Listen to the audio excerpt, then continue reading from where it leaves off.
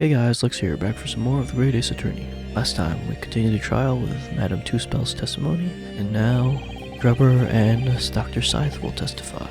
Let's go. Thank you for your attendance at such short notice, Dr. Scythe.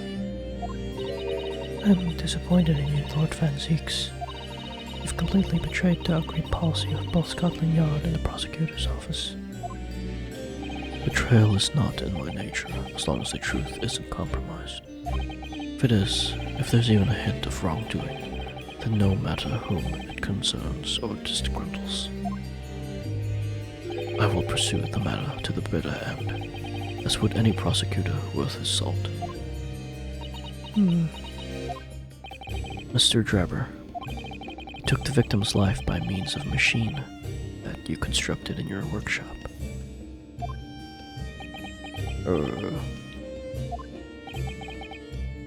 And Dr. Scythe, as the investigating coroner, you were the first on the scene to examine the victim's body. It is the belief of the defense that you collaborated with each other and were both complicit in this crime. And where's your evidence? At present, we have no definitive evidence, but we do have a very significant clue. What are you talking about? Talking, of course, about the waxwork. This model of the killer, known as the Professor, who was sentenced to death 10 years ago. You don't need to tell me. I witnessed the man's execution with my own eyes, and officially pronounced him dead. Remains to be seen. Is that so? According to the newspaper reports from the time on the night following this execution, the killer came back to life. Don't waste my time. The sole witness to that mysterious event was you, Mr. Drebber, wasn't it?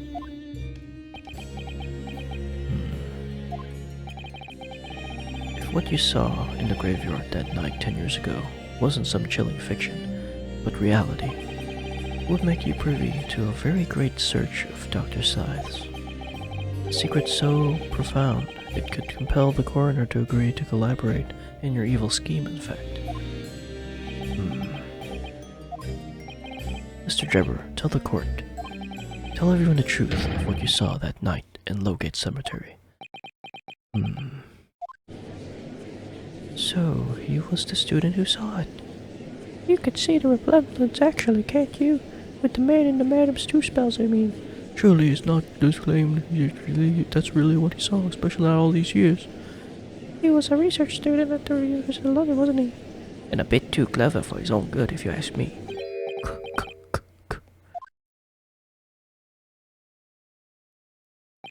What an interesting twist. Huh? When, at the time, not one person would take me seriously. Yet now, here we are, 10 years later, and suddenly my story matters. And in the court of law, too.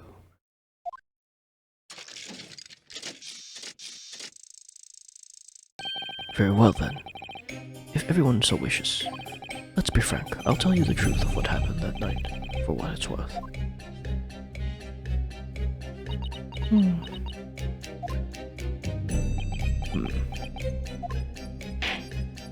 So, Mr. Drebber, your testimony, please, about the events of that night 10 years ago. You will tell the court exactly what you stumbled across in Lowgate Cemetery. Yes, of course, as you wish. No, I forgot to press it. Witness testimony.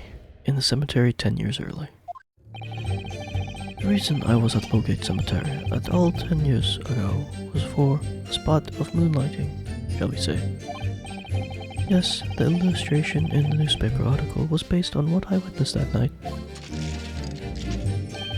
But thinking back now, I realized that I never actually saw the professor. Soon afterwards, I was visited by a young woman who sculpted a model of me from wax. Then I gave up my dream of becoming a scientist, and it was all because of the newspaper article. That's it? Wait a minute, you're claiming you didn't actually see the professor now? Of course, you'd have to have a screw loose if you believe the corpse could come back from the dead. But you're saying this article is not worth the paper it's printed on? I think that would describe it perfectly, yes. Ah! If the details in the article aren't true, it nullifies your argument why Mr. Drebber and Mr. Seifert would have been working together. So he's discrediting himself to cripple my argument. Tell me, witness. You claim to have been in the cemetery on some auxiliary business. Can you elaborate?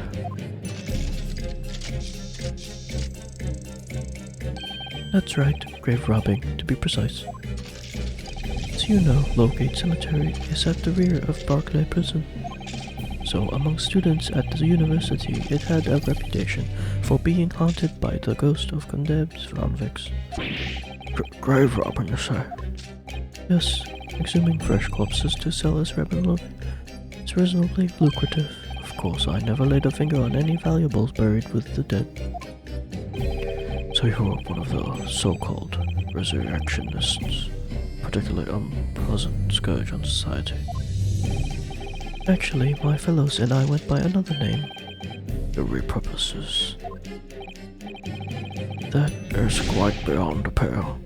You would invite divine retribution, sir. Yes, well, I think I suffered retribution enough. The Daily Circus eventually unearthed my name and put me in print. It caused me a great many headaches. In the end, I had to leave the university.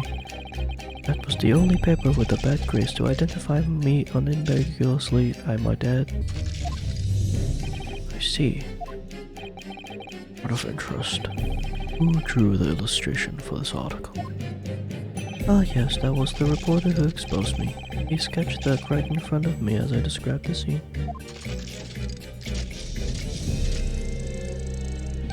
Obviously, as time ticked on, I bitterly regretted what I had done. Claiming to have seen something I never truly saw. Foolish, very foolish. Well, counsel for the defense, you may proceed to the cross-examination now. At once, my lord. Cross-examination. In the cemetery 10 years early. Hold it! By moonlighting, you mean grave robbing, do you? Surely, you only need to look at the graveyard scene and my appearance to gauge that answer to that. The lantern and spade. But who on earth would want to buy a dead body? A major hospital. Hospital? In order to better understand the human body, the study of anatomy is crucial to medical science. But there isn't a hospital in the world that has enough specimens to work with. Well, obviously, they can't openly express an interest in obtaining more than by dubious means. As aspiring scientists, we young research students had no money to speak with, as I am sure you can imagine. So we made surreptitious arrangements with the hospital via some of our medical student acquaintances. We would never take anything of value from the graves. This was all for the furtherance of science, you see. That's what we all told ourselves every time we stole into the graveyard at night, spade in hand. You realize body snatching is a serious crime. If you were caught, you would expect the gravest of consequences. We students were caught between the hammer and the anvil. We needed funds for research. Professor Harebrain said exactly the same. I'm quite speechless at the apparent levity with which you've revealed this abhorrent behavior. Well, if you wanted to know why I was at Lowgate Cemetery, that's the reason. But I never expected it to end the way it did. That I regret to this day.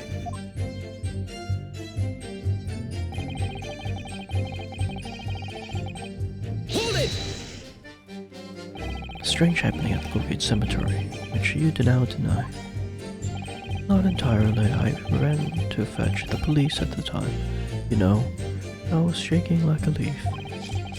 But they didn't believe a word of it. In fact, I was nearly arrested myself. So I went to the papers instead. I started big with the London News, but unsurprisingly they didn't want to know either. In the end though, it was the reporters from the gossip rags, the gutter press that came to get my story. And it spread like the plague through the capital as gossip-hungry Londoners lapped up the tale. The story was in every single paper at the time, with the exception of some broadsheets. And yet, only 2 or 3 of them actually interviewed me personally. Most of the accounts turned out to be very interpretive ghost stories. What about the article in the Daily Circus? A particular journalist found me at my dormitory. I don't know how, but he discovered my name. So I recounted to him exactly what happened that night. And from your description he drew this illustration. Precisely, that's how I learned that the condemned man was the infamous professor. Because the reporter told me so, I had no idea myself, you see. Newspaper reporters are wont to snoop around in matters they don't concern them. So the scene portrayed in the illustration is accurate then? Well, thinking back now, I realized I never saw them. Hold it! What are you talking about? I think I explained already, didn't I? Locate Cemetery is at the rear of Barclay Prison. So, it was renowned among the students at the university, being haunted by ghosts of convicted convicts.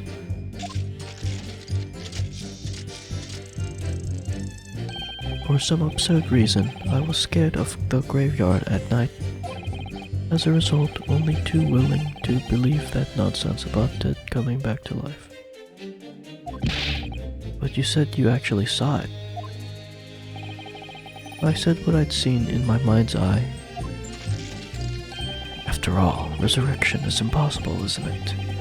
You'd have to be unhinged to think otherwise. Unless, of course,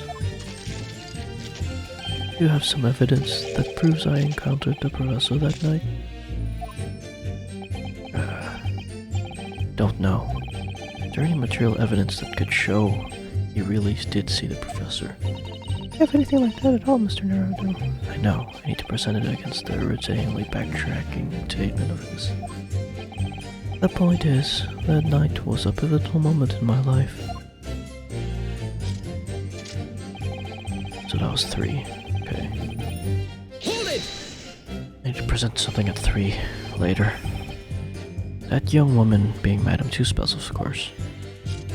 Precisely, I must say I didn't expect to run into her again like this 10 years later. As I have explained, I went by the name published in the article, and come sa, I found the man. Yes, the article in the Daily Circus, I think you said. I was a poor student with barely a penny to my name at the time. And the young lady put £5 in front of me. So you readily consented to having a waxwork of yourself made and gave permission for it to be put on display. I did. I should sell what little I had to sell, I concluded. I remember now. I purchased something else from you that day, n'est-ce pas?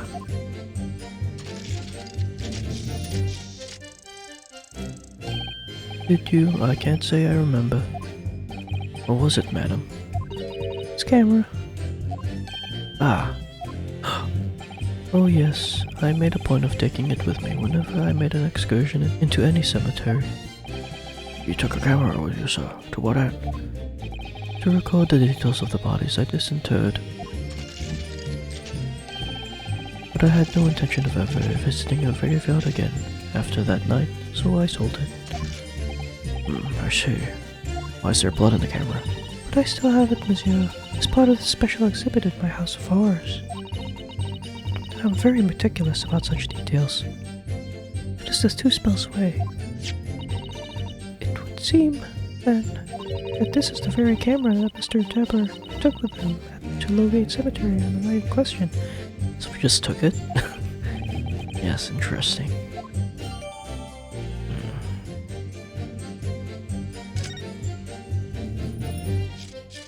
Let's just press the last one. Might as well. Hold it! This article, you mean, published in the Daily Circus.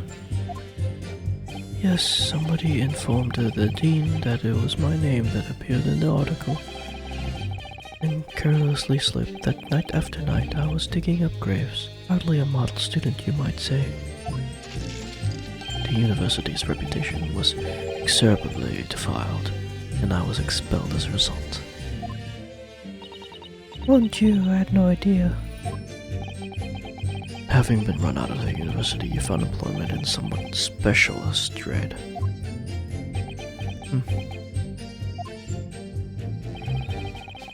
Combine your knowledge of science with the knowledge of stage magic. You create various experimental machines intended to demonstrate never-before-seen technology. And you use those deceptive machines to trick the government and private investors into giving you money?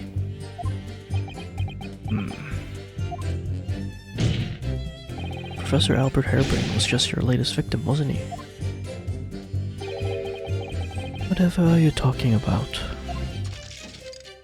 I have no recollection of doing anything of the sort.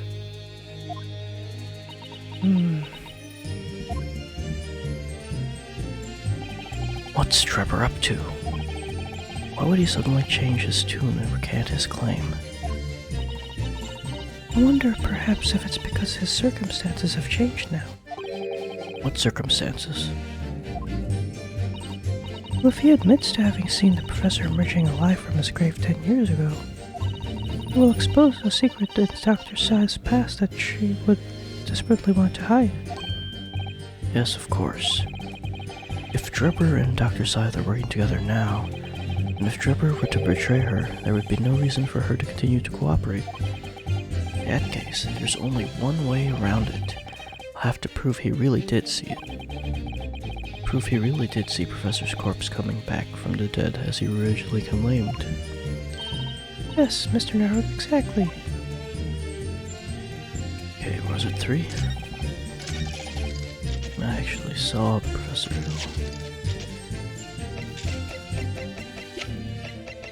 Objection! Aw, man. Was it 3? Oh man. Or did I have to press it? Yeah. Hold it! Let's just fast forward, see if we can present.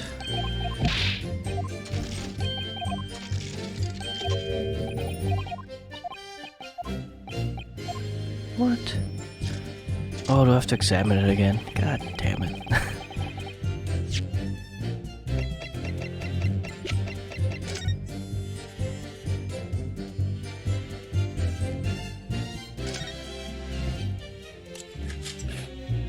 This is where the photographic plate goes, I think, isn't it? Yes, that's right. Isn't it incredible to think that this is the actual camera Mr. Drebber used that night? I certainly never imagined a piece of evidence would be on display in Madame Seuss bells. She's very keen on everything being as true to life as possible, though, isn't she? What did the blood get on it? Oh, through here. Wonderful machine. You love contraptions like this, do you? Oh yes, anything mechanical I find absolutely irresistible. Almost irresistible, surely.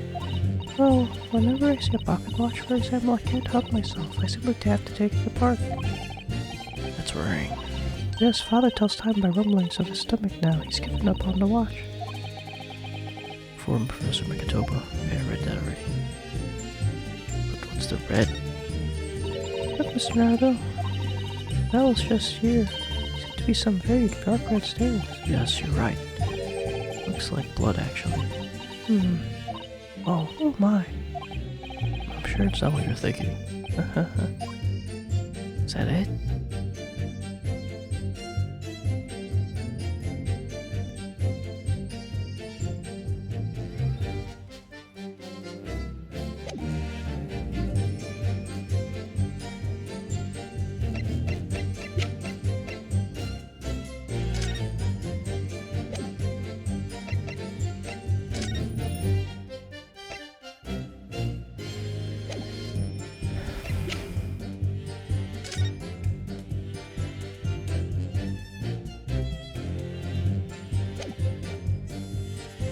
Death by hanging?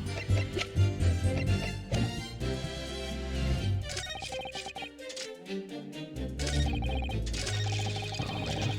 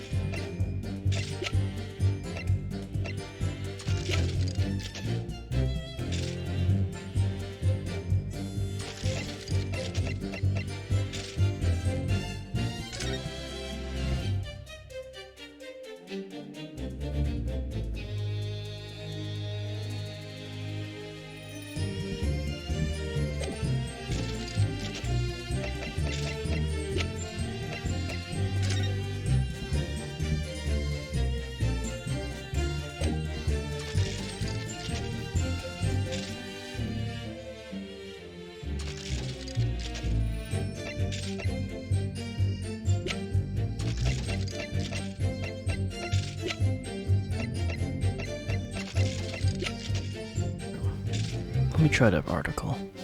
Objection! Oh shit. Sorry, Mr. Drebber, but I don't believe that. Don't believe what? Your latest claim. You did see the professor on that night 10 years ago. Oh dear. You seem to be at odds. But I was there. And you were not. I know what I didn't see. The illustration with this article was drawn based upon what you told the journalist that you witnessed. A figure emerging from a tomb wearing an iron mask. Yes, when the killer was tried 10 years ago, it was decided in the closed court's ruling that a man would wear the mask to hide his identity. He wasn't to be removed even during his execution and subsequent burial. Not even the prison wardens were to see the man's face. But obviously, the provision of this mask was not public knowledge. So, Mr. Drebber, as you've just heard, a lonely student at the University of London certainly wouldn't have known about the condemned man's mask. So unless you'd actually seen the professor that night, it's inconceivable that the artist would have included the mask in the illustration.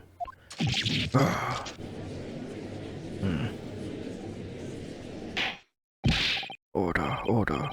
Well, Mr. Drebber, I wasn't thinking the mask. I was just guessing.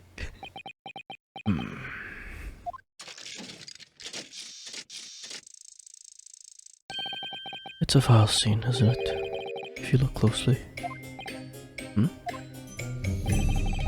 And as I have already been at pains to point out, I was utterly petrified.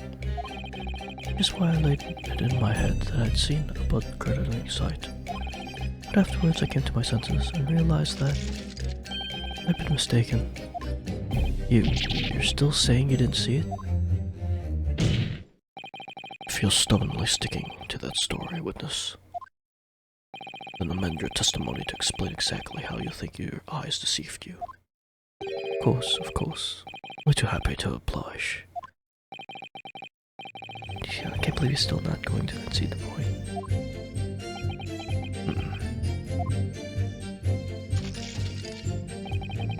What I in fact witnessed was a fellow grave robber at work.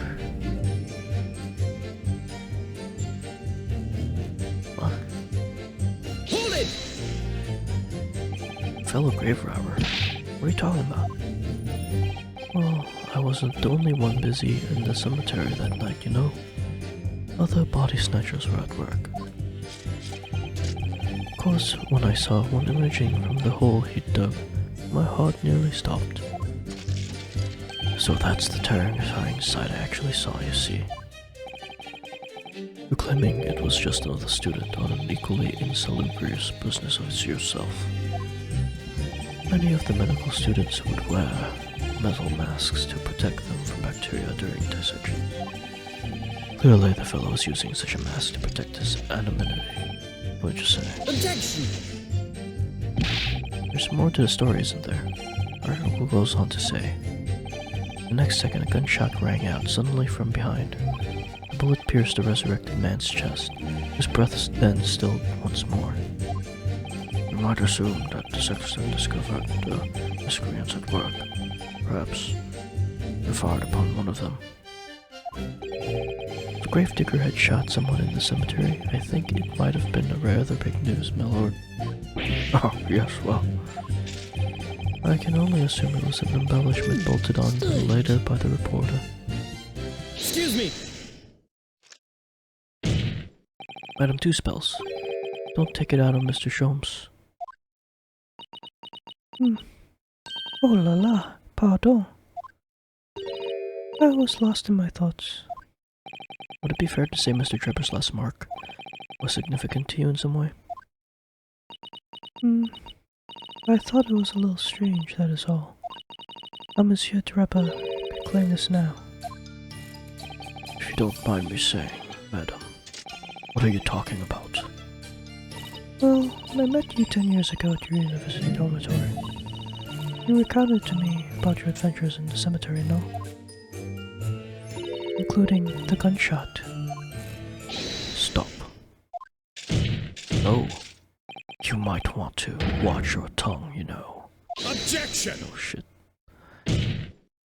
Have a care, Drebber. That's no way to speak to a lady. Please, Madam Two Spells, carry on. Boss. According to what Monsieur Drebber told me at the time, he did hear a gunshot from behind him, and the bullet hit the condemned man. Said nothing of the sort. No, you were very explicit about the details. About the mask that figure was wearing. And the blood that splattered all over you when he was shot. Oh shoot. Enough, shut up one. You're making all this up. Now that's when I put the camera. That will do. Mr. Drebber. Yes. You refute the account just given by Madame Two Spells. I have no recollection of ever saying those things. Ah, good.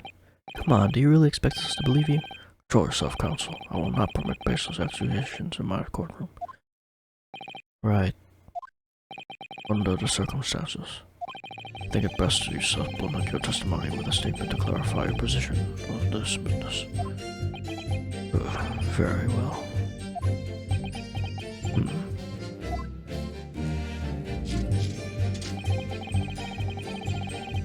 There was no gunshot behind me at all, nor spattering blood. Oops. Been at the prison. Now I finally present the camera. Objection! Mr. Drebber, do you remember this camera? But that's the camera from that fateful night. Yes, we borrowed it from the House of Horrors. It's the camera you took with you on the cemetery that night, Mr. Drebber.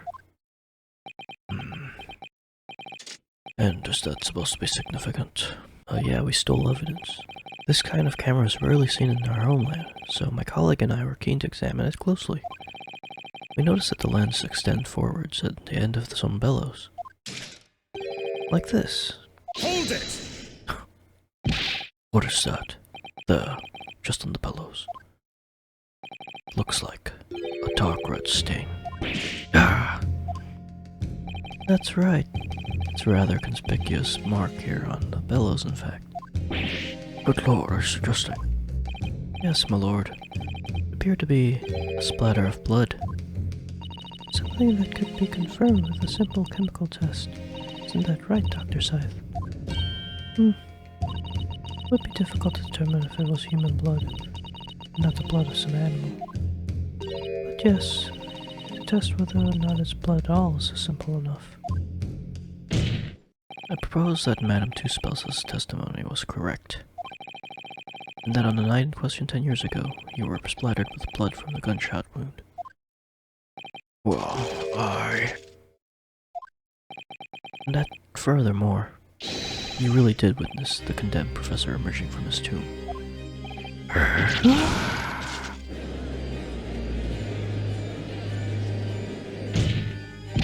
There's simply no way you could have forgotten such a traumatic experience. In other words, the only explanation is that you're trying to hide the fact that you saw the professor that night. Objection! But why? Why would he want to do that? Well, not for his own gain, it would seem. Or whose, then? Who could benefit? Mr. Drebber is obviously lying in order to protect somebody.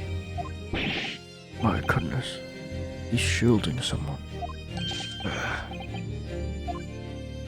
Yes, my lord, clearly.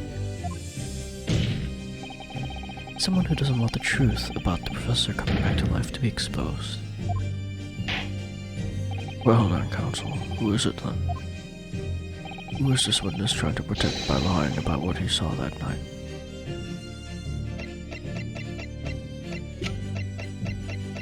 Take that! The obvious answer is Dr. Scythe. Scythe? Whatever do you mean? Imagine if the convict who'd been sentenced to death was not in fact killed. Imagine if that was to come to light. What are you insinuating? And imagine if the convict in question was the country's most hated mass murderer. It was the professor. That would be an unprecedented scandal. Objection! This is beyond a joke. Need I point out that the dead cannot come back to life? You're suggesting would mean that the execution never actually happened. Yes, that's exactly what it would mean. Objection! Once a man is sent to the gallows, he hangs. No one could escape, not in Great Britain. Objection!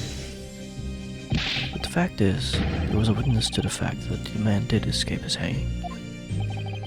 If that were really true, counsel, the implications of misconduct would not stop at the supervising coroner. It would take the honor of the entire judiciary from the ground up. And it's exactly because of those monumental repercussions that Dr. Scythe would consent to any demand made of her by someone who threatened to expose the secret, even if that meant being complicit in a crime. You mean? I mean that Dr. Scythe wasn't collaborating in Mr. Drebber's wicked scheme. I mean that Dr. Scythe wasn't collaborating in Mr. Drebber's wicked scheme. She was coerced into collaborating in order to protect her decade-old secret. She switched the dead body of Mr. Esmond with the waxwork model and fabricated the autopsy report. Ah! Damn. Yeah. Lord Van Zeeks. Pray forgive my freshly filled hallowed chalice, and a whole raft of other discourtesies now. Goodness me. It's just the sort of tall tales Londoners would enjoy, I grant you. An executed killer rising from the dead, Scotland Yard cover-up, conspiracy at the highest levels. So let me ask you one thing. It's that if the condemned man really emerged from his tomb that night, only to be shot in the chest, who pulled the trigger and disposed of him forever? Well, I have no idea at the moment. I have too little information to work out at the present, I think. I couldn't agree more. The Old Bailey's no place for wild fantasies. Ugh. And have you considered this, my Lord Nibonese friend? Considered what? Do you realize just what a dangerous endeavor it would be to coerce this woman into such criminal activity? It's tantamount to declaring war on the entire British police force and judiciary. Quite hard to imagine any sum of money being offered for research could warrant it. To rely on some stage deception when so much is at stake would be madness. Well, I suppose. And this was no petty crime either. The victim was murdered. A man who'd already invested money in the venture and would be instrumental in future profits too. Yes, I had no reason to kill Mr. Asman at all. Or are you forgetting that his death results in me receiving not a single penny? The court is already aware of a contract between myself and the victim, no? There is a contract, that's very true. The motive for this case runs deep, though. I can feel it. Using threats to force the head of forensic investigation team to cooperate is extreme, especially for a government grant you had no guarantee of receiving in the first place. The research grant was the aim. Taking Mr. Asman's life would have made no sense anyway. Which means Mr. Drebber's motive wasn't money at all. He was just trying to kill Mr. Asman. But why? What was his motive then? The time is up, my learned friend. I'd say you have one last chance before the jury lose the patience with this charade. See if you can back up your heady proposal, shall we? I like how you got back. How do you explain why this engineer would throw all caution to the wind and threaten his own country? At this point, I'm not prepared to listen to more of this outlandish conjecture without proof. So, counsel, present your evidence. Alright, who exactly was Mr. Asman to Drebber? There's a connection there that no one's seen yet. I'm going to have to present two pieces of evidence to show what it is. Is Asman the professor? Or, I don't know.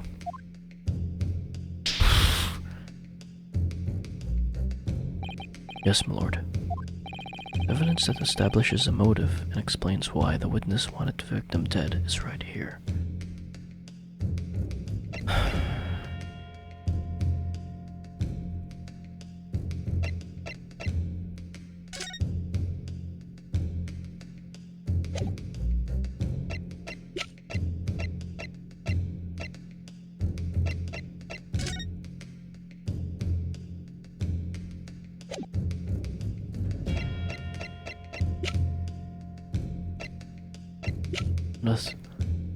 And then I guess this.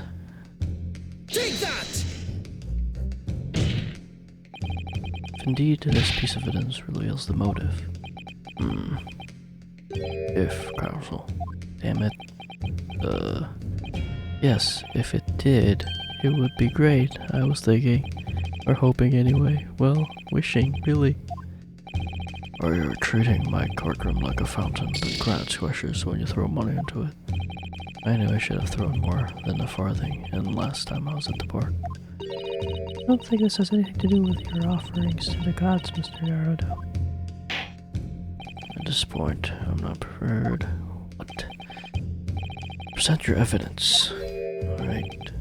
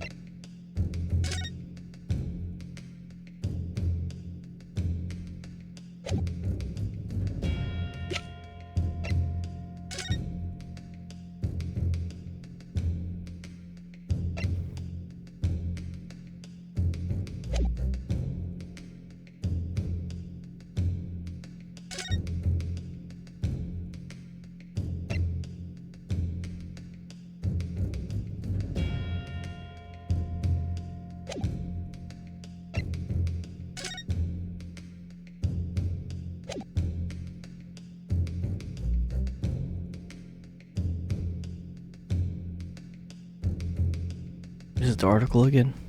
Take that! Oh, damn it. Yeah. This newspaper article, my lord. That was written 10 years ago, and every detail has been examined already. What can it possibly tell us? That he got expelled? That trouble should have never been written. It's typical gutter press nonsense that means nothing. Yes, on its own it isn't particularly significant. However, when considered alongside another piece of evidence, it will completely explain your motive for wanting Mr. Esmond dead. What other evidence? Counsel, you will now present your supplementary evidence without delay. The evidence with which, when cross-referenced with the newspaper article, establishes motive for the deed.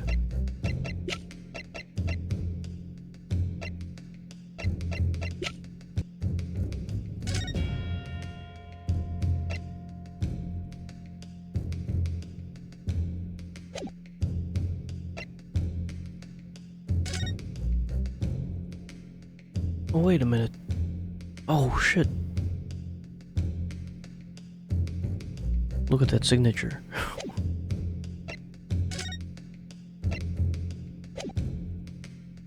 Take that! It's his contract, my lord. Mr. Drebber, this is the contract you signed with Mr. Asman. Yes, that's right. The very document, in fact.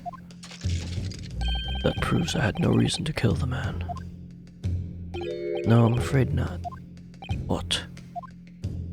There's something very significant that this newspaper article and that contract have in common. Really? It's that common link. It shows very clearly why you were determined to kill Mr. Odie Asman. Seems the defense has uncovered something the rest of us have missed. I almost missed it too. So, my learned friend, point out what these two pieces of evidence have in common. What exactly is the link between the newspaper article and the contract? Take that! What these two pieces of evidence have in common is a signature. Ah, a signature. Signature of the illustration that accompanies the 10-year-old article. Signature on the contract. Belong to the same person. What?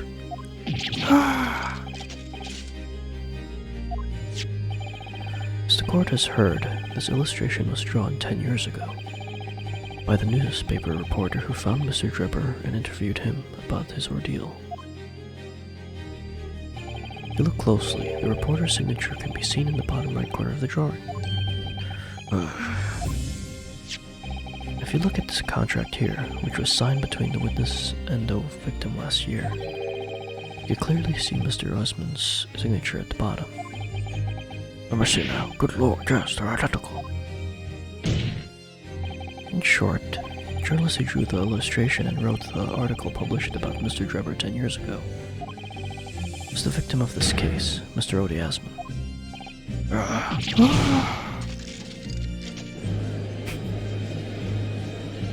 Objection! But explain to the court why. Why would that constitute a motive for the witness to murder Asman? Well, if you think back, remember that Mr. Drebber talked about that article in his testimony.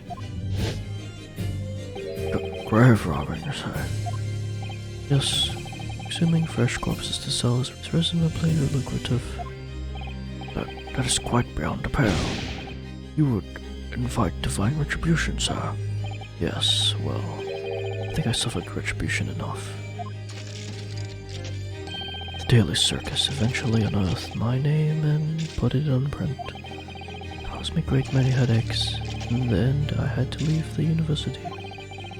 That was the only paper with the bad grace to identify me unambiguously, I might add. Then I gave up my dream of becoming a scientist, and it was all because of that newspaper article.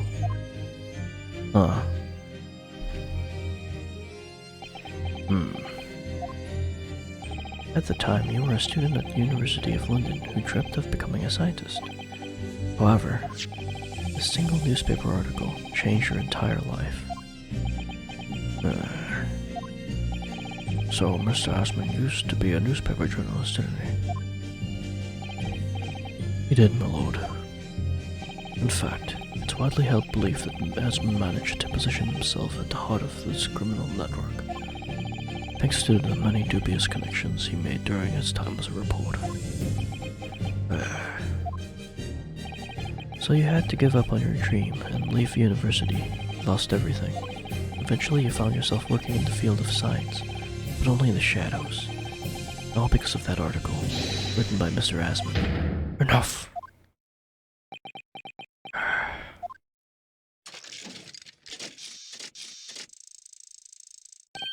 Stop this endless drivel about my life. What? Explain yourself, Mr. Drebber. Yes, it's true. I had to leave the university as a result of that article. But it was just the straw that broke the camel's back. What do you mean?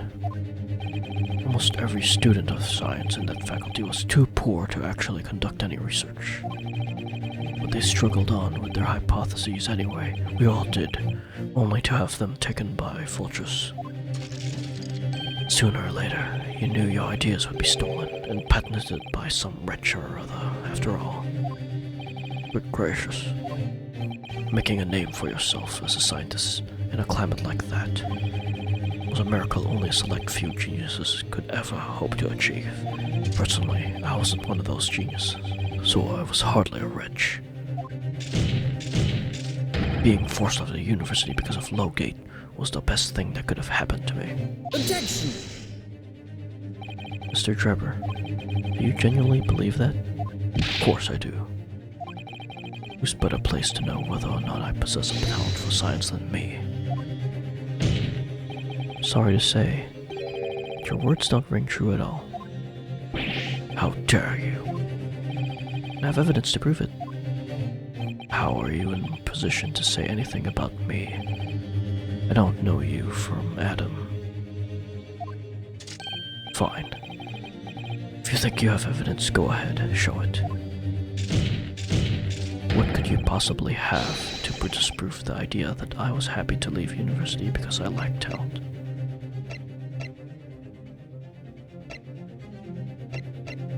Was it the trophy? Take that! Do you remember this, Mr. Drebber? We found it at your workshop. Is that a Royal Society trophy for excellence in science? What exactly is this trophy, Counsel? It's the greatest honor that could be bestowed on a young scientist, my lord. There is no higher accolade. It recognizes emerging talent and promises a bright future. Good gracious. Prospects for the future were excellent, weren't they, Mr. Drebber? Because even then you were a genius in your field. But you lost everything. You had no more future, your talents would go to waste. All as a result of this one newspaper article. I don't know when you realized who Mr. Asman was.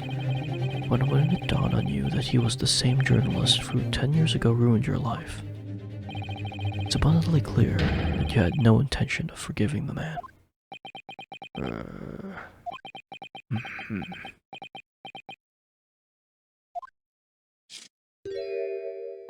The truth is,